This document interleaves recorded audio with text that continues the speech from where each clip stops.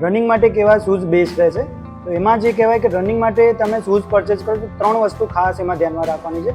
સૌથી પહેલી વસ્તુ છે કે શૂઝમાં તમારે પ્રોપર કુશનિંગ હોવું જરૂરી છે.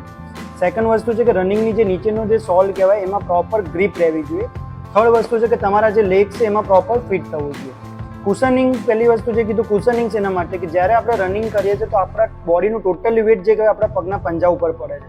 હવે એ જે કુશનિંગનું જે કહેવાય કે 1 થી 1.5 ઇંચ જેટલું થિકનેસવાળી ગાદીવાળો પાર્ટ હોવો જોઈએ. જે બી તમારું બોડીનું વેટ પડે છે તમારા ની ઉપર અને એન્કલ ઉપર જર્ક ના આવે એના માટે કુશન સૌથી જરૂરી વસ્તુ. સેકન્ડ વસ્તુ જે કહેવાય નીચેનો જે સોલ કહેવાય એ ગ્રીપવાળું હોવું જોઈએ. ઘણા શૂઝ જોયા છે તો એકદમ વ્હાઇટ કલરના હોય છે, એ લોંગ ટાઈમે ઘસાઈ જશે. તો જેના લીધે તમારે એક ગ્રીપ ઘસાઈ જશે તો રનિંગ કરતી વખતે તમારી જે પગની ગ્રીપ બનવી જોઈએ કે સ્પીડ પકડવી છે ત્યારે એ સ્લીપ મારશે. તો રનિંગની નીચે શૂઝની જે નીચેનો જે સોલ કહેવાય એ પ્રોપર બ્લેક કલરનું હોવું જોઈએ, જેમાં પ્રોપર ડિઝાઇન હશે, જેના લીધે તમારા રનિંગ ગ્રીપ સારી રહેશે. થર્ડ વસ્તુ જે કહેવાય કે તમારા લેગ્સને પ્રોપર ફિટિંગ થવું જોઈએ. બહુ વધારે પડતું ટાઈટ પણ હશે તો પણ તમને લોંગ રનિંગ માટે તકલીફ પડશે અને બહુ લૂઝ હશે તો પણ તમને પ્રોપર ફિટિંગ નહીં આવે. તો તમારા લેગની સાઇઝ પ્રમાણે પ્રોપર સેટ થવું જોઈએ. ઓછા બજેટમાં તમને સજેસ્ટ કરું શૂઝમાં તો એક સેગાના જે શૂઝ આવે છે 500 થી 1000ની રેન્જમાં આવે છે.